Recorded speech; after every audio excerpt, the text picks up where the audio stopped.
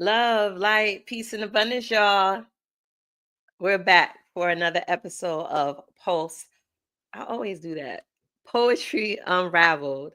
And I'm excited. I have something in store for you today. However, before I go there, do a little bit of housekeeping.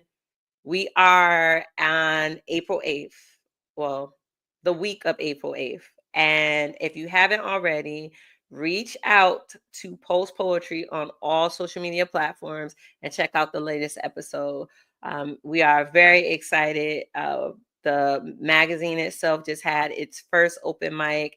Go to our social media platforms to check out all of the footage of the performances that took place, and leave some feedback, as well as tap into the magazine for the latest episode and let the poets know what you think about their art that they're sharing with you from their heart. Okay.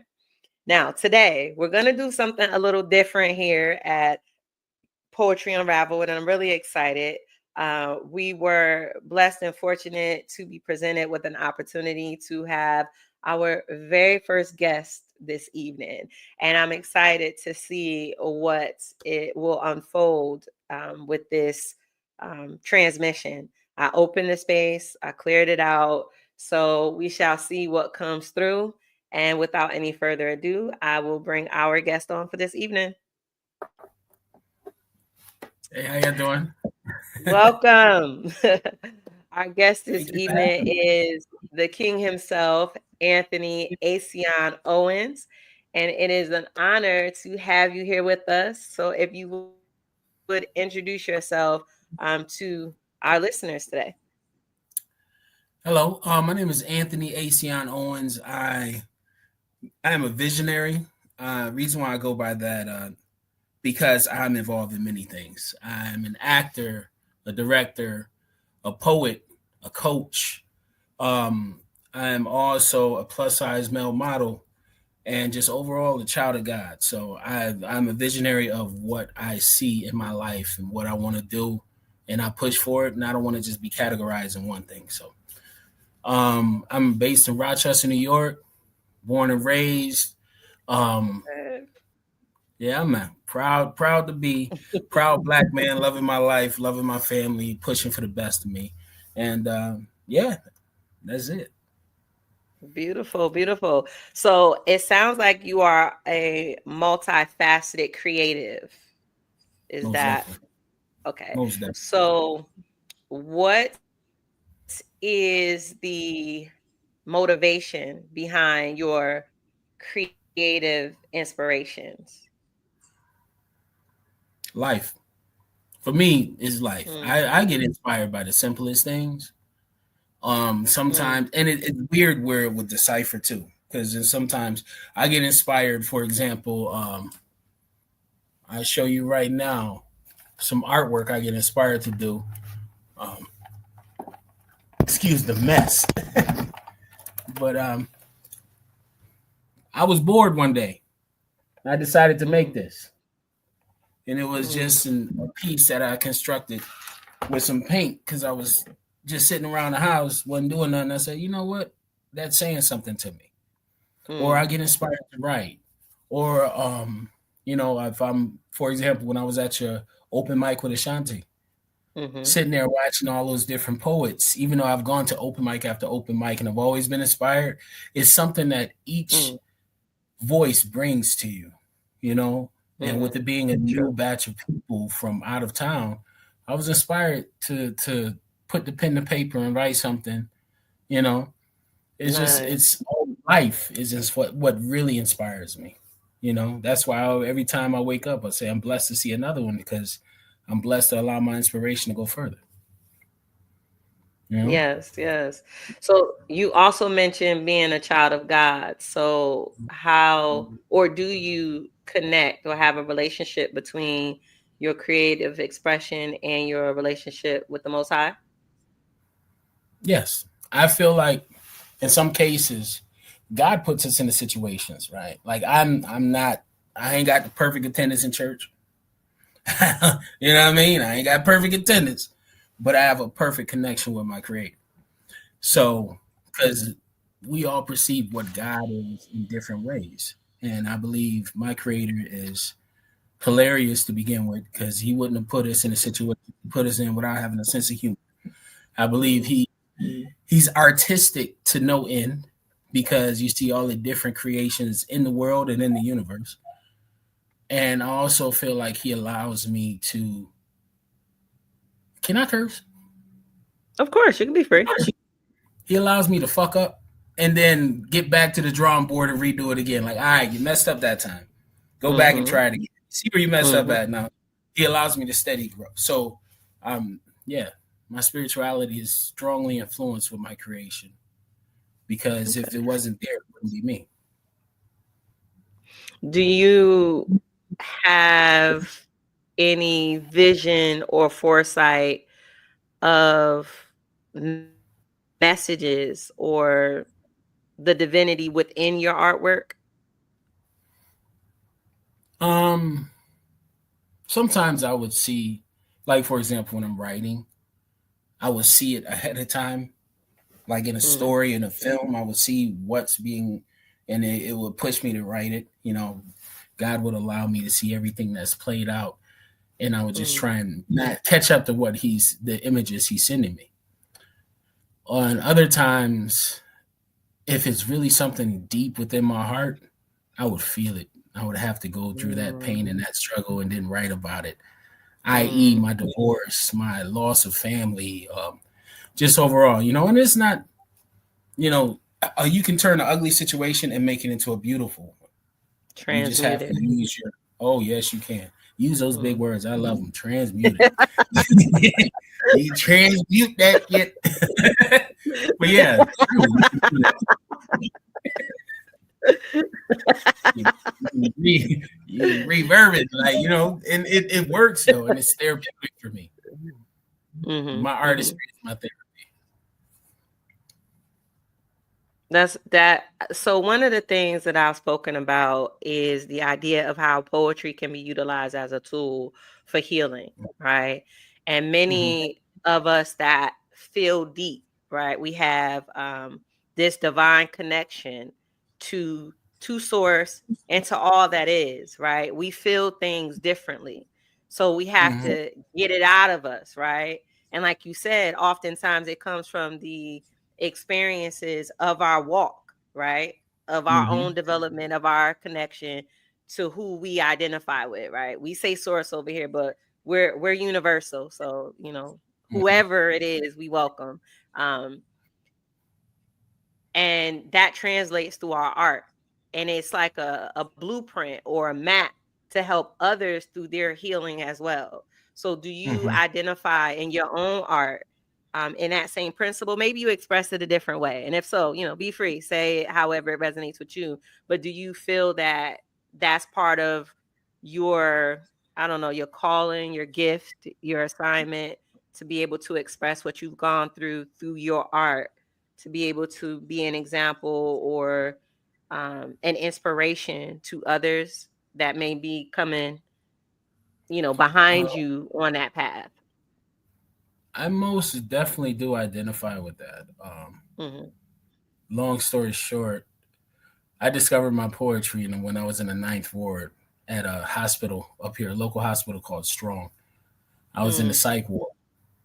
Oh, okay. Um, I had gotten to the point I was 19 years old. I've always known about Mm. poetry, but I never respected it. I thought it was Okay. cliche. I thought it was cheesy stuff you use, like, oh, Shakespeare shit. You go use it to highlight a girl and shit. But Mm. then when I had my nervous breakdown, I was working two jobs. I was in college, called myself being in the streets, doing the wrong things as well, and I was trying to work on my weight and quitting smoking at the same time. So I had the Okay. patches, taking the pills, smoking the herb, doing all the different things, just a busybody, Mm. and everything just imploded. And it was like Hmm. all those things in me that were held deep just started to just come out. Issues, things I never Hmm. faced, things I brushed under the rug. And they put me in the hospital Mm. for 2 weeks. Mm. They took my number two, they took my laces and my belt. And they gave me Hmm. a dull preschool number two pencil. And they gave me one of Mm. those snow notebooks. And my mother said, just write how you feel. It was my mother who gave them to me. The wait, the composition notebooks? You Oh, called it a snow notebook? listen, snow notebooks. Composition. That's what I call them. I call them snow notebooks. That's what I call them. So That's basically, so cute. That's that's so what they cute. gave me, though, right? Right. And I was in there, and I just wrote, and that's where Aceyon was discovered, and I spoke about my pains and my struggles, and I Mm, developed my voice. And had it not been for that, I feel like I would not be here today because there was so many things that I was, I was coming to a fork in the road, and I had 5 different highway exits that I could go to, and it would have caused so many issues if I would have went in either way. But God guided me to the one that I mm, needed to go through. And with that helping me, I was able to develop my voice, to pursue my dreams, and also become a captain of a poetry slam team later on in life, to be able mm, to inspire.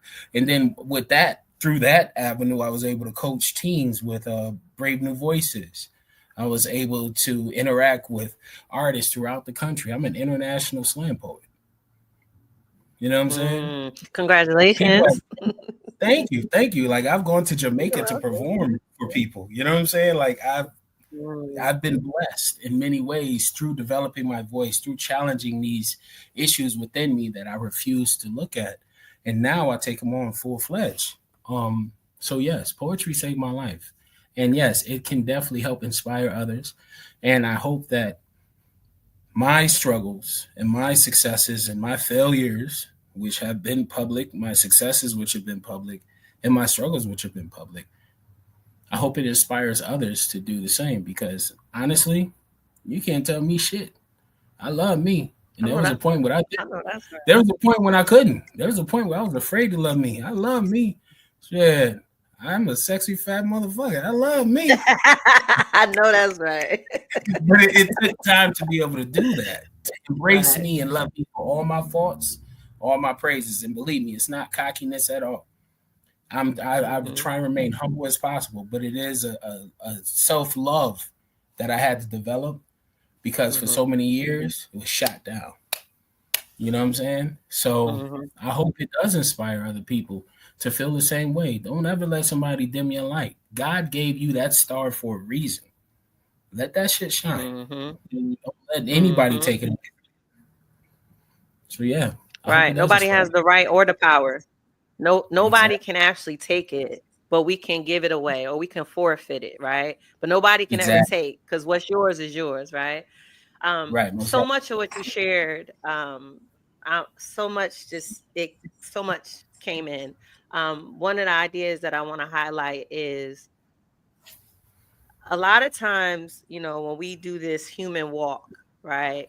We have these Mm-hmm. different experiences that we think in its human form is like a bad thing, right? Like we think it's a bad thing or it's like a negative thing or it's embarrassing or shameful or whatever adjective you want to put on it.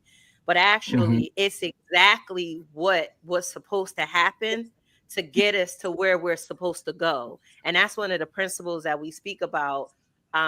So it's beautiful for, in this exchange that we're having to have a tangible example, so it's just not me sharing it, right? Like this is something that we really live when we pursue, like you said, loving yourself, right? I would say when you get to the point where you realize that you've lost contact with yourself, right? You get on this path to where it seems like everything has to fall apart in order for you to Mm-hmm. be able to decide what pieces are valuable to be utilized in the reconstruction of where you're going, right? Because everywhere you already been, it done served this purpose, right? It's Right. done, it's complete, it can go no further. So it gotta all Right. fall apart, and you go through the rubbish and you throw that away, you leave that's where that you pick this up and then you move forward. And then in the moving forward, that's where everything starts to make sense as to why the experiences were the way that they were, why I had to experience what I experienced, so that I can see the value in myself in sovereignty, right? Not what somebody else said, what somebody else think, what my mama said, what my daddy did. It's what I see and what I feel based on the divinity and the connection that I have to source. So that's what was coming in based upon what you said you experienced, right? Like I'm sure at Most 19 that definitely. had to be scary as hell, right? To be in Yeah, that position.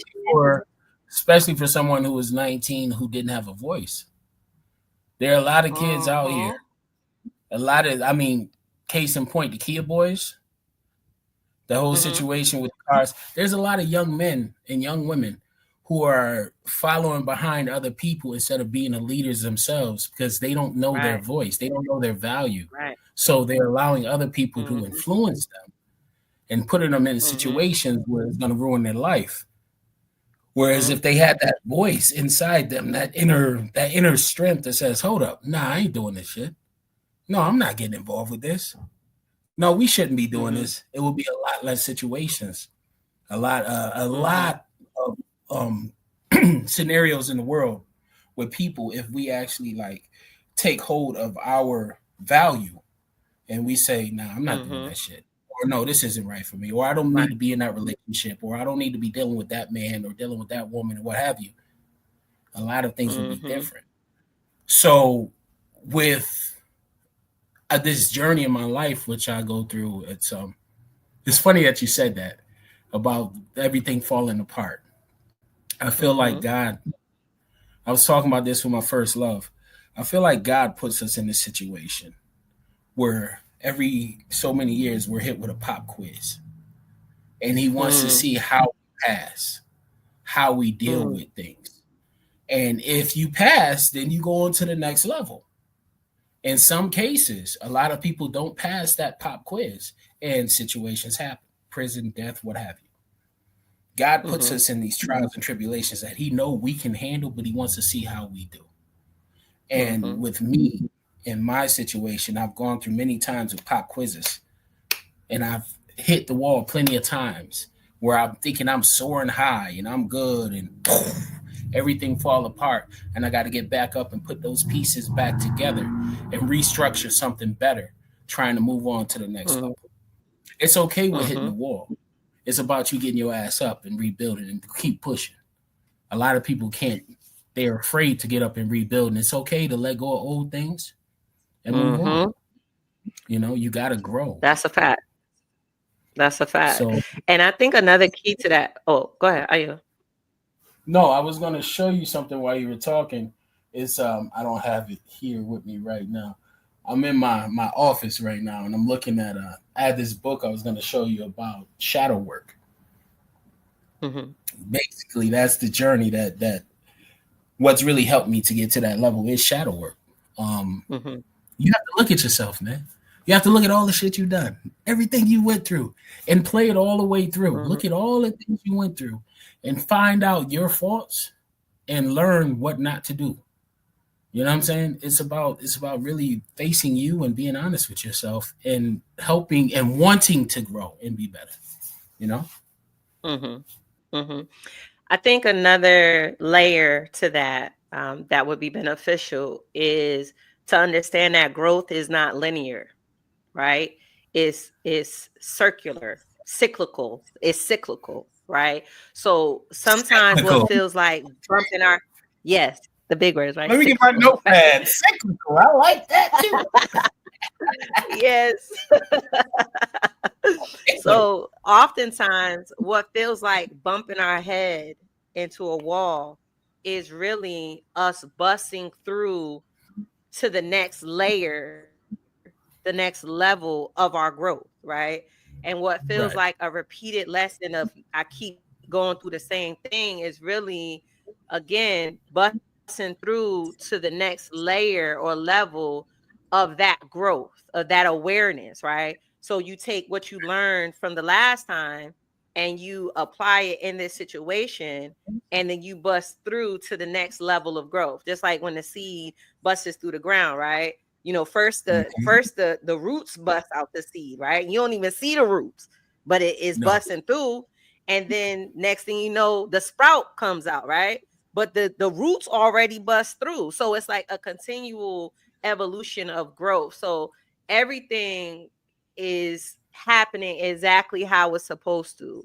Even when it feels like I'm bumping my head against the wall, as long as I know, right, that I learned from the last time, it's not a bumping, right? It's really just a pushing through, moving that ground, moving the dirt out the way so that you could emerge.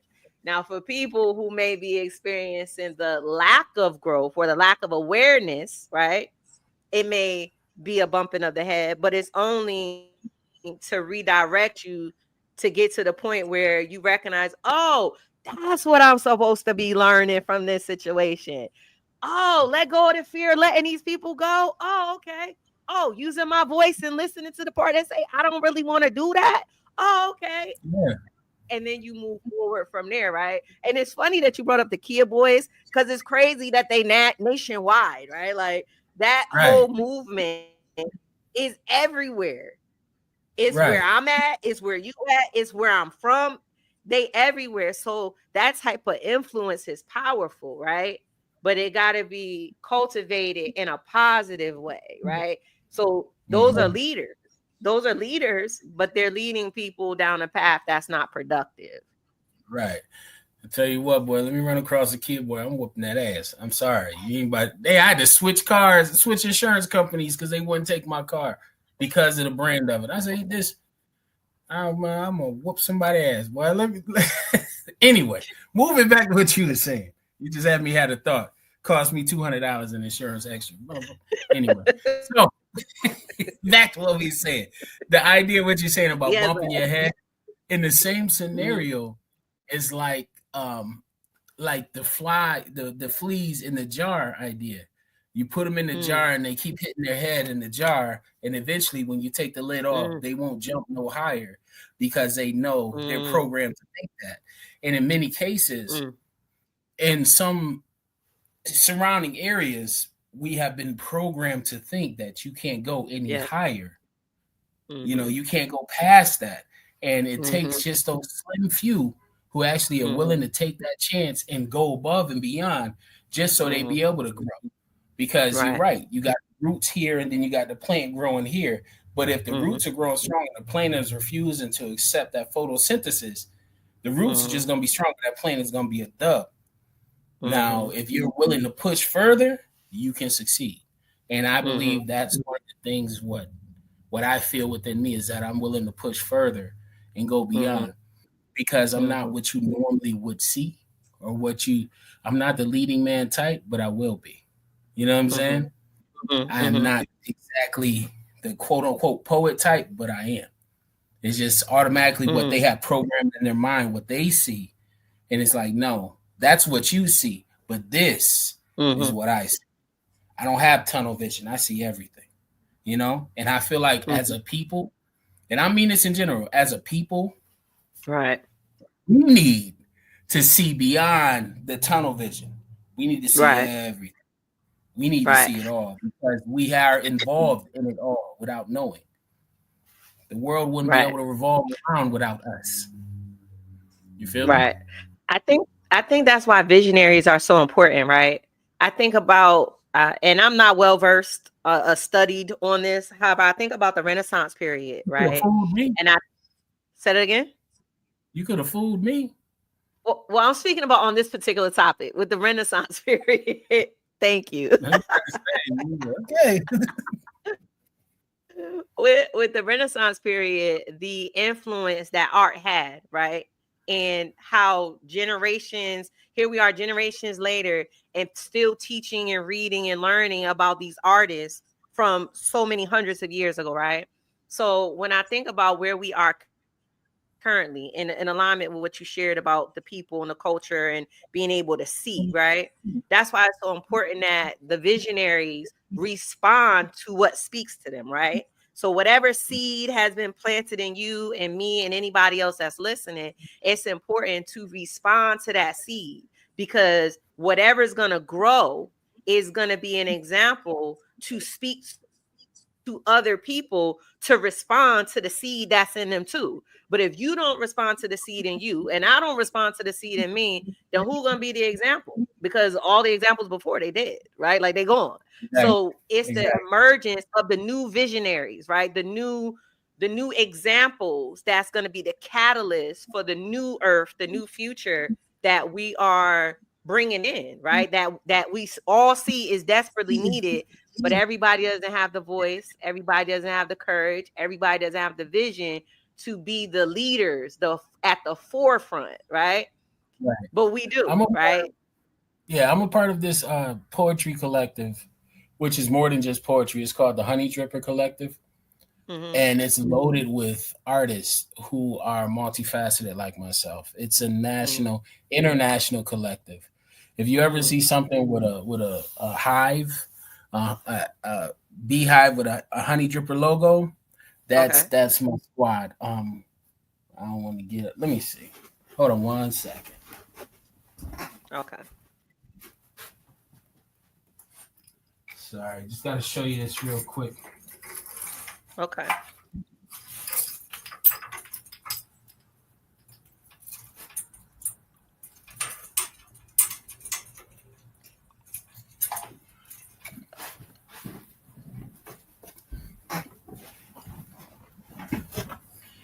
You see this logo? It's a honey dripper. It's a honeycomb, but it has an H Okay. on it. Okay. That's my collective I'm a part of, and it's loaded with those people, those visionaries, those Okay. different type of artists, painters, rappers, writers. Last night I was blessed with the opportunity to co-direct and co-write an audio story that was put out on a streaming site Clubhouse, Yes. where we Yes. had all the artists that Congratulations. come together. Thank you, and it was different. It was sort of like a 1940s style play, but it was all via audio.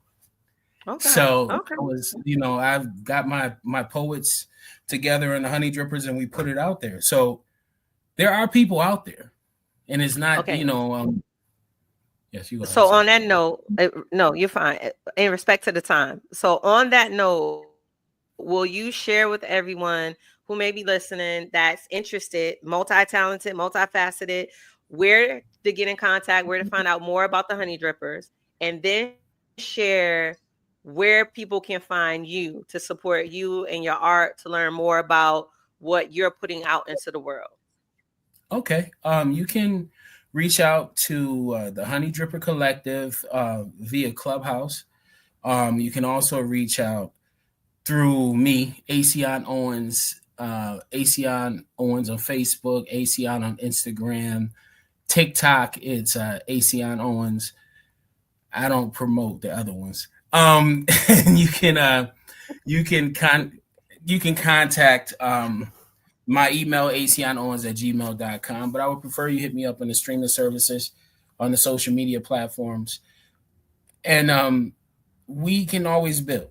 The Honey Dripper Collective is I'm a proud member of that. I'm also involved with many other things within the city, within the community of artistry, which is international. It's just we Mhm. keep pushing. Let's keep pushing for it. And Okay. we don't have time for the poem. I don't know, do we? No, we do. We- We're gonna go a Oh, little over time. I'm about to share that next with the collective. oh, So you gonna be normally, special for yeah, me? How?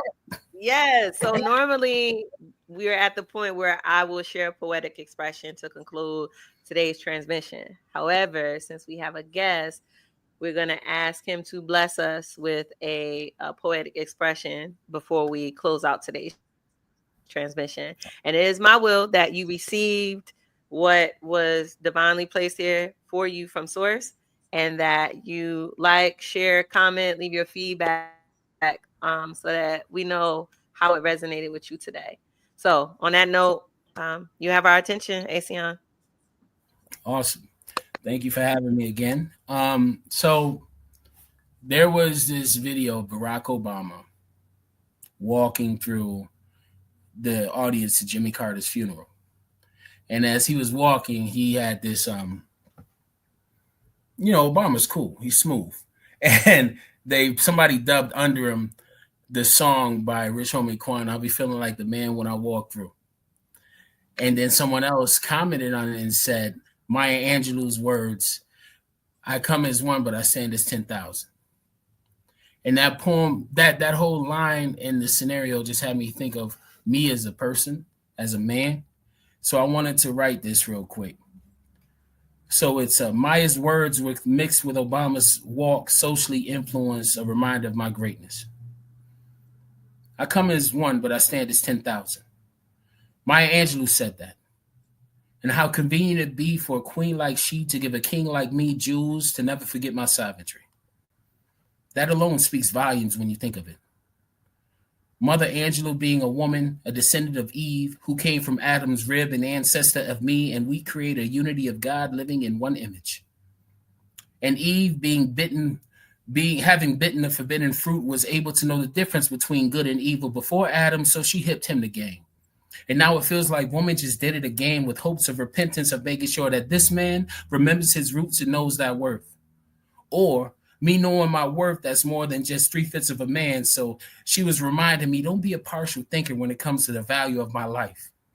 Or how about the value of my life equates it to nothing if woman wasn't there to provide the unknown X to the question of why I was created under the cherry moon and crowned prince of a purple dynasty. Mindlessly taken for granted, she had to remind me that every drop of blood that pumps throughout my body carries the geological traits of greatness. So stop wasting it, spilling it aimlessly in the streets. Remember the plasma that matched yours once dripped from the head of a man during his crucifixion while he was pinned to the wooden cross. And it was the woods they saw as tens of thousands died trying to escape the terrors of slavery with bravery to make sure the days would see my black ass stand here today free. That's what I saw buried deep in the African soil of Maya Angelou's quote. I come as one, but I stand as 10,000. Respect the crown, for these thorns are priceless. Poem. Thank you. Appreciate That was a powerful conclusion to our Thank you. episode today. Never Thank you forget your for worth. being our guest today.